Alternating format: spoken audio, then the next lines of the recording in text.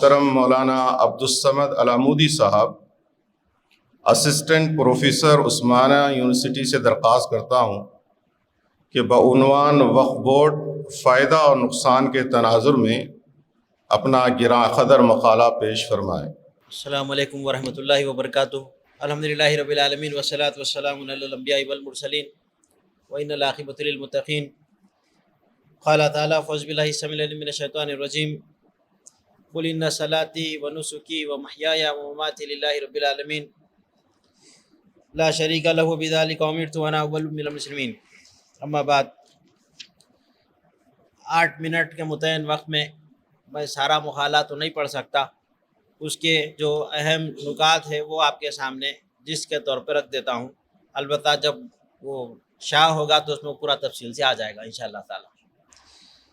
صدر وفاق العلماء مکرمی رکن الدین ندوی و نظامی صاحب اور مجلس میں حاضرین، آرٹیفیشل انٹیلیجنس کے اس دور میں سیمینار اور مقالہ جات پیش کرنے کی روایت جاری رکھنا بہت دشوار ہو گیا ہے۔ مقالہ نگار کی محنت اور جستجو کو شک و شبے کی نظر سے دیکھا جا رہا ہے۔ اس نے کسی مصنوعی ذہانت کے عیب کو برتا ہوگا۔ ایسے میں وفاق العلماء تلنگانہ کی جانب سے اس وقت کی اہم اور بھڑکتے ہوئے موضوع وقف کو موضوع بنایا گیا، اور اس سے مشتق ہونے والے عناوین بھی ایسے لیے گئے کہ ان پر AI کوئی خاص مددگار نہیں ہو سکتا۔ مجھے یقین ہے کہ میری طرح سبھی احباب و دانشور حضرات نے اپنے مقالے کی تیاری میں خوب محنت اور لگن سے کام لیا ہوگا۔ 1857 میں پہلی آزادی کی لڑائی کے بعد کمپنی سرکار کے طریقے حکومت میں فرق آیا، اور رانی وکٹوریہ نے اپنے نمائندوں یعنی وائس رائے کے توسط سے اختیار چلانا شروع کیا۔ بنگال سے دارالحکومت کو دہلی منتقل کیا گیا، اور پہلی مرتبہ تاریخ میں ہم دیکھتے ہیں کہ بعض منتخب جائیدادوں کو اس موقع پر وائس رائے کے اس ماہر نے نشاندہی کر کے ایک لسٹ تیار کی، جس میں بہت سارے مقبرے اور مزارات اور قبرستان اور خانقاہیں اور درگاہیں آ رہی تھیں۔ وہ جملہ 127 ایسی جائیدادیں تھیں۔ لوگوں نے اس تعلق سے حکومت کی طرف نمائندگی کی، اور حکومت نے اس نمائندگیوں کو توجہ سے سنا اور بہت ساری باتوں کو تسلیم کیا، اور اس میں سے مساجد اور درگاہوں کو، قبرستانوں کو چھوڑ کر مدارس وغیرہ کی تقسیم اس طریقے سے کی کہ کچھ رقم دے دی، دیگر جگہ زمین الاٹ کر دی تاکہ اس کا انتظام ہو جائے۔ ہم دیکھتے ہیں کہ دہلی دارالحکومت بننے کے بعد انگریز حکومت نے یہ محسوس کیا کہ ان کے تخت شاہی کو اگر خطرہ لاحق ہے تو ان سے سابق حکمران قوم سے ہے، یعنی مسلمانوں سے ہے۔ اس کے چلتے انہوں نے مسلمانوں کے ساتھ کچھ معاہدات کیے۔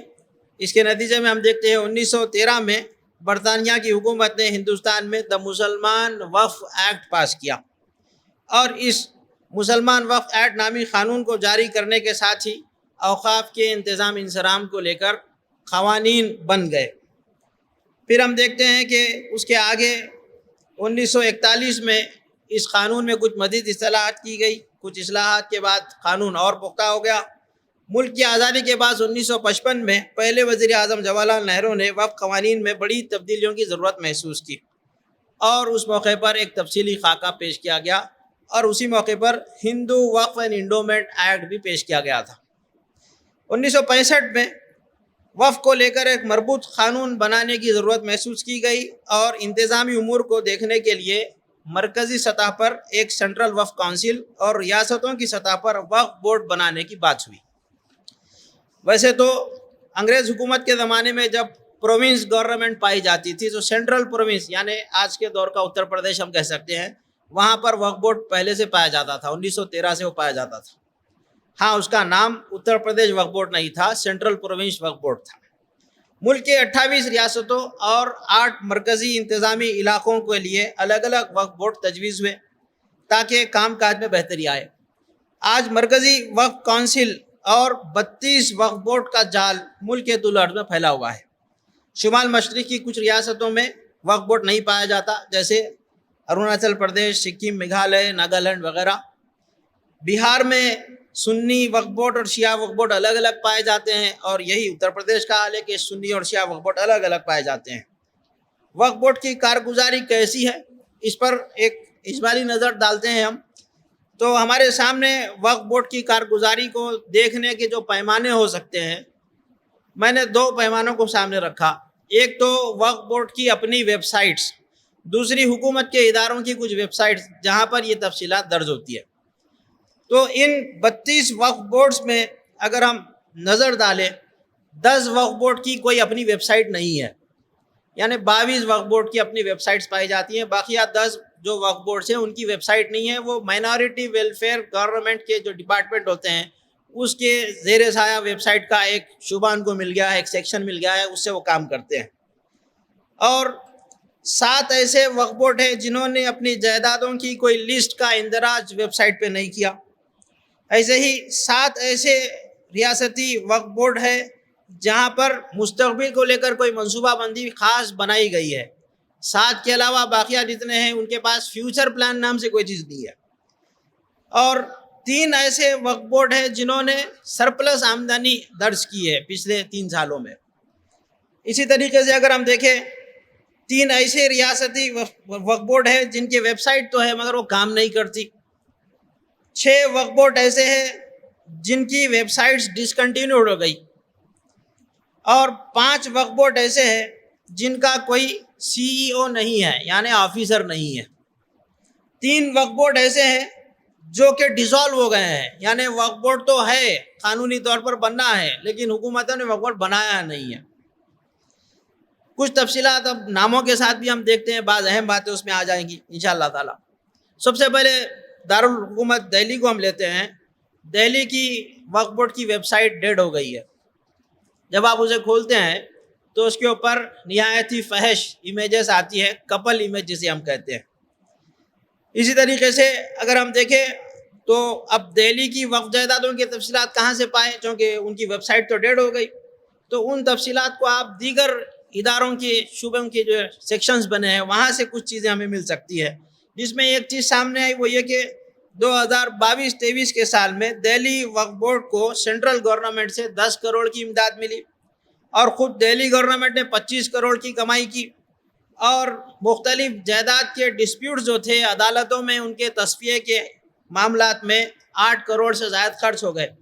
باقیہ رقم جو تھی وہ اسٹاف کی سیلری اور دیگر انتظامی امور میں لگ گئی۔ اسی طریقے سے اگر ہم دیکھیں، سب سے بڑا جو وقف بورڈ ہے جائیداد کے تناظر میں اتر پردیش کا ہے، وہاں پر سنی وقف بورڈ الگ ہے، شیعہ وقف بورڈ الگ ہے۔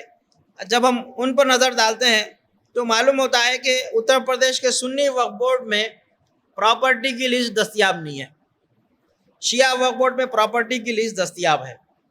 یعنی اگر آج کوئی عام مسلمان وقف جائیدادوں کے بارے میں معلوم کرنا چاہے تو اتر پردیش کے سنی وقف بورڈ سے اسے کوئی تفصیل نہیں ملے گی، اسے مختلف سرکاری اداروں کے چکر کاٹنے پڑیں گے۔ اب تو RTI میں بھی آپ کو تفصیل ملنے کی گارنٹی نہیں ہے۔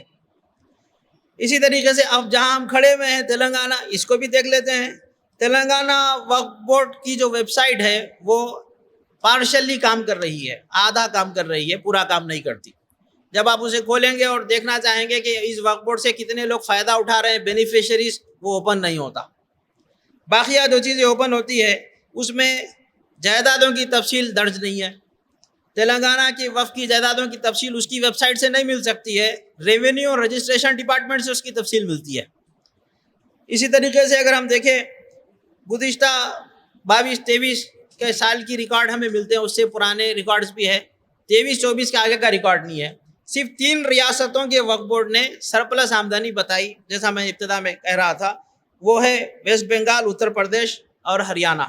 ان وقف بورڈ نے زائد آمدنی حاصل کی اور اس کو گورنمنٹ کے سامنے پیش کیا۔ باقی وقف بورڈ کہتے ہیں کہ ہماری آمدنی کم ہے، اخراجات زیادہ ہے، ہم کو امداد دیتے جائیے۔ مستقبل کی منصوبے کے تعلق سے اگر ہم دیکھیں، ویسٹ بنگال کے وقف بورڈ کے پاس مستقبل کو لے کر کچھ منصوبے ہیں، وہ کچھ تعلیمی ادارے قائم کرنا چاہتے ہیں اور کچھ نوکریاں مسلمانوں کو فراہم کرنا چاہتے ہیں۔ کیرلا کے وقف بورڈ میں بھی مستقبل کے لیے منصوبے پائے جاتے ہیں۔ لکشدیپ ایک مرکزی انتظام کا علاقہ ہے، اس کی ویب سائٹ نہیں ہے، لیکن ان کے پاس بھی مستقبل کو لے کر کچھ منصوبے ہیں۔ مدھیہ پردیش کے پاس بھی کچھ منصوبے ہیں۔ اسی طریقے سے اگر ہم دیکھیں وقف بورڈ کے کام کاج کی رپورٹس بھی حکومت کو بار بار پیش کی جاتی ہے. وہ رپورٹس اگر آپ اوپن کریں گے وہ اوپن نہیں ہوگی. اس کو اس طریقے سے گورنمنٹ نے ویب سائٹ پہ دکھایا ہے کہ وہ دستیاب تو ہے لیکن وہ اوپن نہیں ہوتی. دوسرے ذرائع سے اگر ہم حاصل کریں تو شاید وہ تفصیلات مل سکتی ہے. قومی وقف بورڈ کی جو ترقیاتی اسکیم ہے اور شہری وقف سمپتی وکاس یوجنا، اس کو لے کر 2021 میں ایک رپورٹ پیش کی گئی تھی. اس رپورٹ میں بہت ساری تفصیلات ملتی ہے. 350 صفحات کی وہ رپورٹ ہے. اس میں سے میں 3 صفحات کی کچھ تفصیل آپ کے سامنے رکھتا ہوں جو ضروری ہے. جیسے اس رپورٹ میں بڑے مسائل جو گنائے گئے ہیں صفحے نمبر 54 پہ وہ ہمیں ملتے ہیں کہ وقف بورڈز میں اسٹاف کی شدید کمی ہے، مالی وسائل کی شدید قلت ہے، ریکارڈز کی تمام تفصیلات دستیاب نہیں ہیں، جائیدادوں کی تفصیل مل بھی جائے تو زمین پر اس کی نشاندہی کرنا دشوار ہے، GIP ریکارڈ نہیں بن سکتا ویب سائٹس کے لیے جو نقشے تیار ہوتے ہیں جس کے تحت. موجودہ جو ریکارڈز ہیں ان ریکارڈز میں غلطیاں ہیں، ان ڈیٹا کا کریکشن اصلاح کرنا مشکل ہے چونکہ اس کے ماہرین نہیں ہیں آج. اسی طریقے سے وقف کی جائیدادوں کے جو قضیے چل رہے ہیں ان کے تصفیہ کرانے کے لیے کورٹ میں جو پیشیاں ہو رہی ہے اس کو لے کر کچھ تفصیلات ہیں. صفحہ نمبر 55 میں بتاتے ہیں کہ وکلاء کی فیس دینے رقم نہیں ہے، ماہرین قانون کی خدمات دستیاب نہیں ہے، قانونی دستاویز میں گڑبڑ ہو گئی ہے، ریکارڈز میں ہیر پھیر ہو گئی ہے، دیگر محکمے ان کو تعاون نہیں کرتے، ریونیو ڈپارٹمنٹ، رجسٹری ڈپارٹمنٹ اور سروے ڈپارٹمنٹ کا تعاون انہیں نہیں ملتا، انتظامی ماہرین کی شدید قلت ہے جس کی وجہ سے کام دھرے کے دھرے رہ جاتے ہیں. پھر بعض پراپرٹیز کے ڈسپیوٹ سپریم کورٹ چلے جاتے ہیں جہاں پر پراپرٹی کا کم از کم 10% تخمینہ عدالت میں ریزرو کرانا پڑتا ہے تب جا کے کیس شروع ہوتا ہے. وقف بورڈ کے پاس پیسہ نہیں ہے، کیس بھی نہیں شروع ہوتا، قبضے کی جائیداد چھوٹ نہیں سکتی. جسٹس راجندر سچر نے بھی اپنی رپورٹ میں اس بات کو پیش کیا تھا کہ وقف بورڈ کی کارکردگی کو بہتر بنانے کے لیے ماہرین کو مہیا کیا جائے، لیکن اس وقت سینٹرل گورنمنٹ نے اس بات کو رد کر دیا. 2011 میں رد کی رپورٹ بھی بھیج دی. کل جو جائیدادیں وقف کے ریکارڈز میں آج حکومت میں پائی جاتی ہے ان کی تعداد بہت مختصر ہے. یعنی جو ڈیجیٹلائزیشن ہوا ہے اس کے تحت وقف کے جو ریکارڈز حکومت ہمیں بتا رہی ہے وہ ہے 3,30,008، جبکہ اصل جائیدادوں کا اگر ہم دیکھیں گے شمار وہ اعداد ہوتے ہیں 12,46,000، یعنی تقریباً 8.5 لاکھ جائیدادوں کا ریکارڈ ہی نہیں ہے جو ڈیجیٹل ہو جائے اور لوگوں کو مل جائے. اب دستاویز کو پڑھنے کے لیے جو لوگ چاہیے وہ بھی ختم ہو رہے ہیں. اب اوقاف کی جائیدادوں کی تفصیل ہم اگر حاصل کرنا چاہتے کہاں سے حاصل کریں؟ 2 اس کے بڑے اہم ذرائع ہیں. ایک ہے WAMC یعنی وقف assets management system of India. اگر آپ اس ادارے کی ویب سائٹ کو کھولیں گے تو آپ کو پورے ہندوستان کے وقف کے ریکارڈز اس میں مل جائیں گے. دوسری ایک پرائیویٹ ویب سائٹ ہے زکوٰۃ فاؤنڈیشن آف انڈیا. انہوں نے بڑی محنت کی، RTIs ڈالی، 10-12 سال کی محنت کے بعد ہندوستان کی تمام وقف جائیدادیں جن کی عدالت میں کیس چل رہے ہیں وہ تفصیلات بھی انہوں نے مہیا کر دی. میں آتا ہوں اپنے گفتگو کے آخری حصے پر. جو بڑے بڑے مسائل ویسے تو بہت سے ہیں لیکن 5 بڑے مسائل جو وقف بورڈ آج جس کو جو ہے وہ پیش کر رہے ہیں. سب سے پہلے جو بڑا مسئلہ ہے وہ یہ ہے کہ وقف بورڈ میں موجود جو اسٹاف ہے ان کی اتھارٹیز کو حکومت نے محدود کر دیا. جیسے آپ نے سنا ہوگا ابھی ریاست تلنگانہ کے وقف بورڈ کی طرف سے میٹنگ بلانا ہے تو چیف ایگزیکٹو آفیسر کہہ رہا ہے کہ نیا قانون لاگو ہو گیا، ہم میٹنگ نہیں بلا سکتے، جبکہ وہاں پر وقف بورڈ کا پریسیڈنٹ موجود ہے اور وہ ڈیمانڈ کر رہا ہے کہ ہم کو میٹنگ چاہیے. اسی طریقے سے دوسرا بڑا مسئلہ ہے کہ وقف جائیدادوں کے جو تصفیے عدالت میں زیر دورہ ہیں ان کو بھی حکومت نے فی الوقت سیل کر دیا ہے. آگے کیا پروگریس ہو رہا ہے اس کی کوئی رپورٹ ہمیں نہیں ملتی. تیسرا بڑا مسئلہ یہ ہے کہ جو وقف جائیدادیں فی الوقت وقف بورڈ کے انتظام میں ہیں اس کا غیر شرعی استعمال ہو رہا ہے اور اس کو کوئی دیکھ کر روکتا نہیں ہے. مثال کے طور پر وقف کی جائیدادوں میں ملگیاں ہیں بہت ساری، ان ملگیات میں ایسے کاروبار چل رہے ہیں جو شرعاً بالکل لائق نہیں ہو سکتے، قبول نہیں ہو سکتے. جیسے مورتی سازی، وقف کی زمین پر کیا غیر خدا کی مورتی بنانے کی اجازت دی جا سکتی ہے؟ مگر اب ایسا ہو رہا ہے. عیدگاہوں کی زمین پر میلے لگانے کی اجازت جو کہ مذہبی تہوار کے طور پر آتے ہیں یہ بھی ریکارڈز میں آتے ہیں. پچھلے سال ہریانہ وقف بورڈ نے حکومت کو اپنی طرف سے ایک مشورہ پیش کیا فیوچر پلان کے تحت کہ وقف کے پاس پیسہ ہے، ہم سرپلس کمائیں، ہم اس پیسے کو بینک میں فکس ڈپازٹ کرا دیں گے، اس سے ہم کو آمدنی ہوگی۔ اب بتائیے وقف بورڈ کو اگر بینک کی سود سے آمدنی ہوگی تو وہ شرعاً جائز ہوگی کیا؟ اسی طریقے سے وقف کی زمینوں میں جو باغ وغیرہ ہے، خالی زمینیں ہیں جن کا کوئی استعمال نہیں ہو رہا ہے، وہاں پر بعض لوگ سیندی کے درخت اگا رہے ہیں، شراب کی نکاسی اس سے ہو رہی ہے۔ شرعاً اگر کوئی جائیداد وقف ہو جائے، خدا کی ناراضگی کے کام تو اس میں ہو نہیں سکتے، لیکن یہ ہو رہے ہمیں نظر آتے ہیں، مگر ان کو کوئی روکنے والا نہیں ہے۔ آخری بات، ان تمام معاملات میں سب سے بڑا جو بکھیڑا ہے وہ ہے سیاسی افراد کا دخل انداز ہو جانا۔ وقف بورڈ پر جو صدر بنتے ہیں وہ سیاسی پس منظر رکھنے والے لوگ ہوتے ہیں، اور وقف بورڈ میں جن لوگوں کو ممبر بنایا جاتا ہے حکومت کے وہ قریبی ہوتے ہیں، حکومت کے خلاف وہ جاتے نہیں ہیں، اور اگر وہ کچھ کہہ بھی دیتے تو حکومت ان کی بات کو مانتی نہیں ہے۔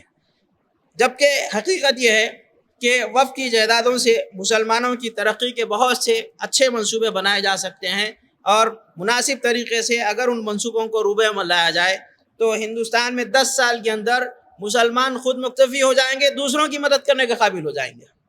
اللہ تعالیٰ ہمارے ملک کی بہتری کے اسباب مہیا کرے اور اوقاف کی جائیدادوں کی تحفظ اور اس کے صحیح انتظام کی ہم کو توفیق عطا فرمائے۔ السلام علیکم ورحمۃ اللہ وبرکاتہ۔